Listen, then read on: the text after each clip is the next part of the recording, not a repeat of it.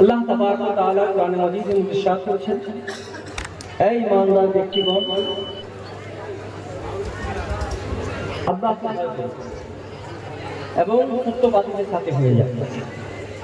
কোরআনে পাকের মধ্যে কিছু ব্যক্তিকে, কিছু লোককে, কিছু আল্লাহর বান্দাকে আল্লাহ তাবারক ওয়া তাআলা সত্যবাদী বলে চিহ্নিত করেছেন। নবী, সিদ্দিক, সালিহিন, শুহাদা, কোরআনে পাকের মধ্যে উল্লেখ আছে। এখন নবীগণের জামাত নেই, সিদ্দিকিনের জামাত নেই, এখন যে জামাত আছে সালিহিন মানে ওলিয়ায়ে কেরামের জামাত। তা আমরা আপনারা সবাইকে এই ওলিয়ায়ে কেরামের জামাতের সঙ্গে হয়ে যাওয়ার হুকুম হয়েছে। আর আমরা যদি বুজুর্গানে দ্বীন ওলিয়ায়ে কেরামের জামাতের সঙ্গে হয়ে থাকি তো সমস্ত গুনাহ থেকে দুনিয়াতে পার পাই। এই জন্য যে আল্লাহর ওলি যারা হয়েছেন তারা গুনাহ থেকে পার থাকে। এক আল্লাহর ওলি বারগাহে আমরা এসেছি। আর আপনাকে বলে দিই যে আমরা আপনারা আর আল্লাহর ওলির মধ্যে পার্থক্যটা কি। ওলিদের জামাত এমন একটি জামাত, আর আমরা কি করি, আমরা নফসের গোলামি করি, নফস যা বলে সেটা আমরা করি। ওলিয়ায়ে কেরামের জামাত একটা এমন যে নফসের গোলামি ওনারা করেন না, বরঞ্চ নফসকে নিজের গোলাম বানিয়ে রাখেন, নফসকে নিজের গোলাম বানিয়ে রাখেন। এদিক ওদিক কথা না দিয়ে ছোট্ট উদাহরণ দিয়ে আমি, আল্লাহ ওয়ালারা হন কেমন, খুব কম সময়। সবাই জানেন ওলিয়ায়ে কেরামের জামাত বারগাহে মওলা আলী বারগাহ থেকে, ওইখান থেকে ওলায়াত আতা হয়। তা ওই মওলা আলী বারগাহ থেকে নিয়ে যায়। আমি শুধু একটাই উদাহরণ দিয়ে বলতে চাই যে আল্লাহর ওলি যারা হন শুধু নিজের নফসের জন্য কিছু করেন না, যাই করেন আল্লাহর খুশির জন্য করেন, আল্লাহর রাজার জন্য করেন। মওলা আলী রাদিয়াল্লাহু তাআলা ওনার সঙ্গে একটা কাফিরের মোকাবেলা হলো, যুদ্ধ হলো। মওলা আলী রাদিয়াল্লাহু তাআলা ওই কাফিরটার সঙ্গে যুদ্ধ করলেন, ওই কাফিরকে মাটির মধ্যে ফেলে দিলেন আর তাকে হত্যা করার জন্য নিজের তরবারি বের করলেন। তরবারি চালাবেন এমন সময় ওই কাফির ব্যক্তি মওলা আলী রাদিয়াল্লাহু তাআলার মুখে থুতু দিয়ে দিলেন। হযরত আলী রাদিয়াল্লাহু তাআলা নিজের তরবারকে নিজের কাছে রাখলেন, তার বুকের থেকে উঠে গেলেন এবং বললেন, যা তুমি মাছ পর্যন্ত চলে যাও। মওলা আলী চলে যাচ্ছেন, পিছন পিছন কাফিরটা যাচ্ছে, জিজ্ঞাসা করছে একটা কথা বা জবাব দিয়ে যাও। মওলা আলী জিজ্ঞেস করছেন, কি জবাব দিবো বল। আমি বুঝতে পারলাম না, আপনি যে আমার সঙ্গে লড়াই করলেন, যুদ্ধ করলেন, সেটা আমি বুঝলাম। আমাকে মাটির নিচে ফেলে দিলেন এবং আমার বুকের মধ্যে বসে তলোয়ার নিয়ে আপনি আমাকে মারতে এলেন, হত্যা করতে এলেন, সেটা আমি বুঝতে পারলাম। কিন্তু আপনার মুখে যখন আমি থুতু দিয়ে দিলাম তখন আপনি আমাকে ক্ষমা করে দিলেন, ছেড়ে দিলেন। এই মানেটা কি আমি বুঝতে পারছি না। আপনাকে তো আরো বেশি করে আমাকে মেরে দেওয়া উচিত ছিল। মওলা আলী রাদিয়াল্লাহু তাআলা জবাব শুনুন, সেটা আমার আপনার মধ্যে শিক্ষা হতে পারে।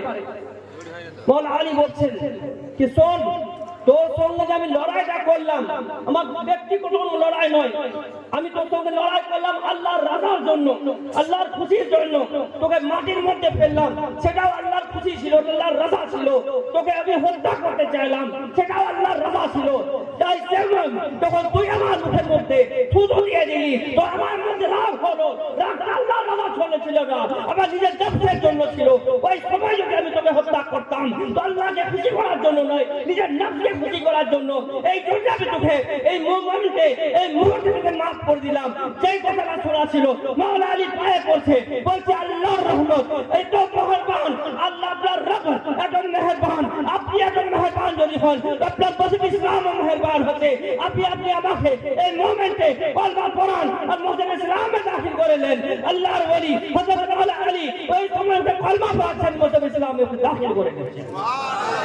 নারায়ে তাকবীর, নারায়ে রিসালাত, নারায়ে হায়দার, मसला के आला हजरत जिंदाबाद, मसला के आला हजरत जिंदाबाद, नाराए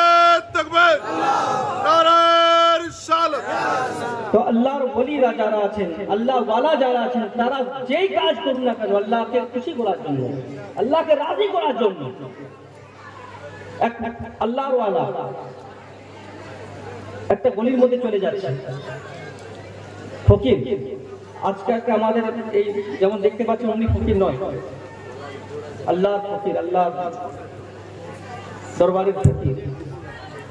একটা লফজ বলে যাচ্ছে, লফজটা বারবার বলে যাচ্ছে, সব শুনছে। লফজটা কি? না তুই আমার খুদা, না আমি তোর বান্দা। না তুই আমার খুদা, না আমি তোর বান্দা। তোর কোনো হুকুম আমি শুনবো না, তোর কথা কোনো আমি শুনবো না। এই কথাটা বলে যাচ্ছে, সব শুনছি।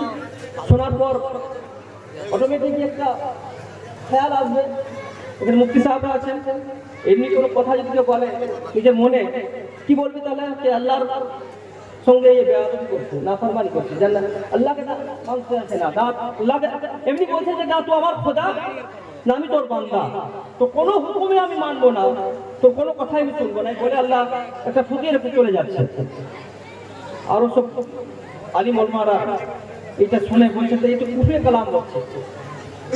ওই সময় মুফতি সাহেবের কাছে যাওয়া হয়েছে, গেলেন সবাই এই কথা বলেন যে একটা দরবেশ নিজেকে বলছে, একটা আল্লাহর ফকির বলছে নিজেকে, এটা মলান বলছে, আর এই কথাটা উচ্চারণ করছে কি না তুই আমার খোদা, না আমি তোর বান্দা, তো কোনো হুকুমই আমি মানবো না, তো কোনো কথাই আমি শুনবো না। তো এর উপরে কি ফতোয়া আসবে? মুফতি সাহেবকে ডাকলেন, ডাকার পর জিজ্ঞাসা করছেন আপনি যে এই কথাটা বলছেন না তুই আমার খোদা, না আমি তোর বান্দা, তো কোনো হুকুমই আমি মানবো না, কোনো কথাই আমি শুনবো না, কথাটা কি বলতে চাইছেন আপনি? ওই আল্লাহ ওয়ালা আল্লাহর ফকির বলছে যে আপনি একটা এমন মূর্তি যে আমাকে ডাকলেন, আপনি দেখে প্রশ্ন করলেন, আমি যে কথাটা বলছি তো আল্লাহকে বলছি না, আমি আমার নফসকে বলছি।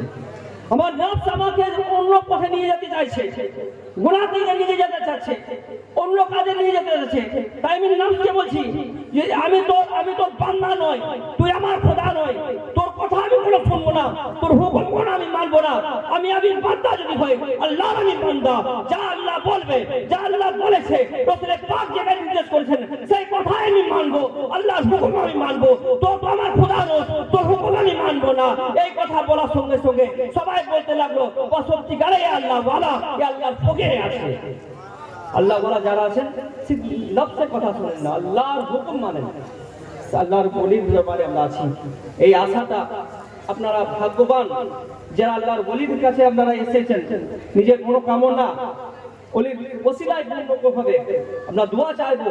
আমাদের কাছে ইলজাম হয় যে আল্লাহ আপনার ডাইরেক্ট দোয়া চাই না, আমরা আল্লাহর কাছে দোয়া চাই, কিন্তু ওসিলা নিয়ে ওলিয়া কেরামে ওসিলা নিয়ে, ওলিয়া কেরামে ওসিলা নিয়ে ওনারা আল্লাহর নেক বান্দা, আমাদের আমল নেক নয়, আমরা আমাদের সেই আমল নেই যে আল্লাহ আমাদের দোয়া কবুল করবেন, কিন্তু আমরা আল্লাহর ওলির ওসিলা নিয়ে যখন দোয়া চাইবো সেই দোয়া আল্লাহ কবুল করবেন।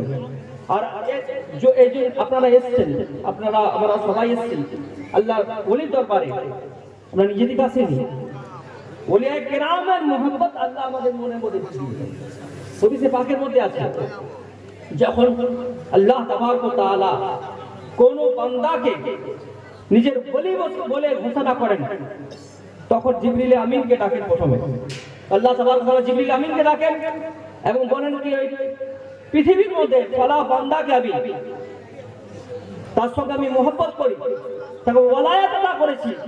এই জিবরিল তুমি তোমার মনে সেই বান্দার জন্য মহব্বত পয়দা করো এবং ফেরেশতাদের মধ্যে এলান করে দাও।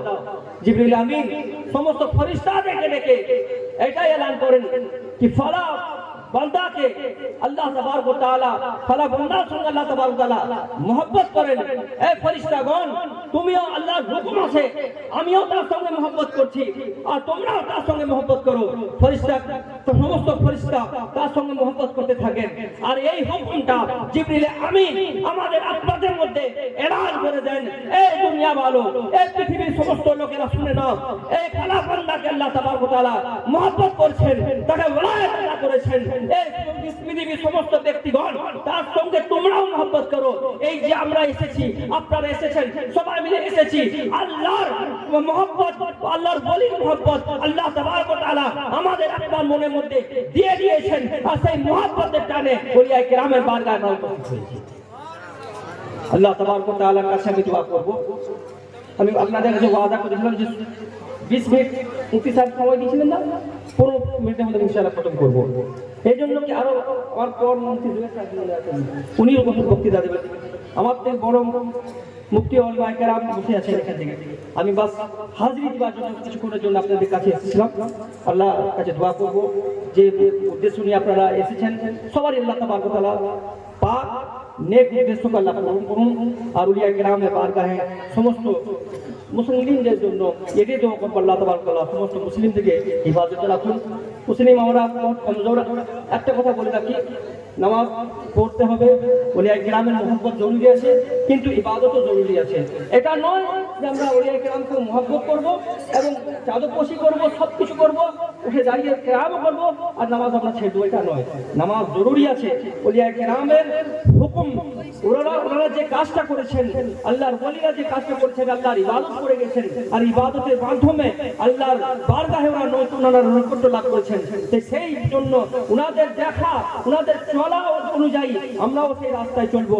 আল্লাহর বারগাহে দোয়া করবো আমাদের সমস্ত আল্লাহ তাবারক ওয়া তাআলা আমাদেরকে 5 ওয়াক্ত নামাজ পড়ার তৌফিক দান করুন। আহলে সুন্নাত ওয়াল জামাতের একটাই আমাদের কাছে সব সময় কথা আছে, দেওবন্দি ওয়াহাবিরা বলে যে এই সুন্নি জামাতরা জুলুস বার করে, সুন্নি জামাতরা উঠে দাঁড়িয়ে কিয়াম করে, সুন্নি জামাতরা ওলিয়া কেরাম মাজার যায়, চাদর পোশি করে, কিন্তু ইবাদত করে না। কিন্তু এই ইবাদতের মাধ্যমে আপনারা সমস্ত লোকরা এই আজকের এই জলসার মাধ্যমে একটাই কথা শুনে যান, ইবাদত করতেই হবে।